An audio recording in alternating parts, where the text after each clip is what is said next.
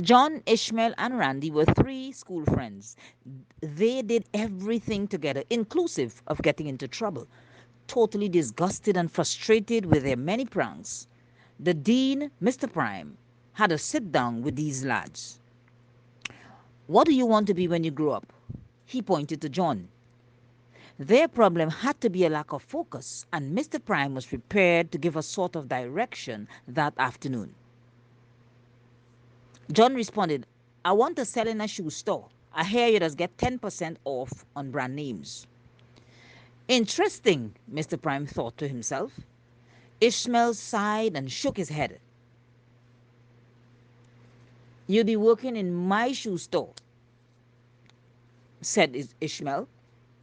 Mr. Prime was impressed. Randy, like Ishmael too, shook his head. Mr. Prime was thinking, what could he come up with? Ishmael, your store would be in my mall, was Randy's response. Mr. Prime was totally blown away. He was wrong again. These boys knew where they were going, but was having fun getting there at the expense of others. For a moment, God says, He might have forgotten the Israelites because of their disobedience, but that was for a moment. Some of us are in our problems because we have not always done the right thing.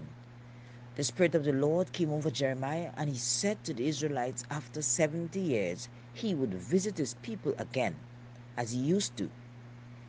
The Lord knows the thoughts that he has for his people, and they are always positive. You are a child of God. You do not belong where you are. You belong in a good place, the place God wants you to be, in like manner. The devil has a negative plan for you. His plan in John 10:10 is to destroy, steal, kill, and destroy. Thank God for sending Jesus so that we can have life and have it more abundantly. I want to tell you today that God's plans will surely come to pass.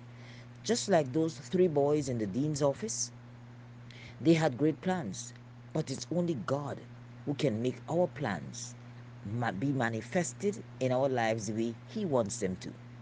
Let's let ourselves loose in God's hands today so that He can help us to live on purpose and fulfill His plans for our lives. Shalom.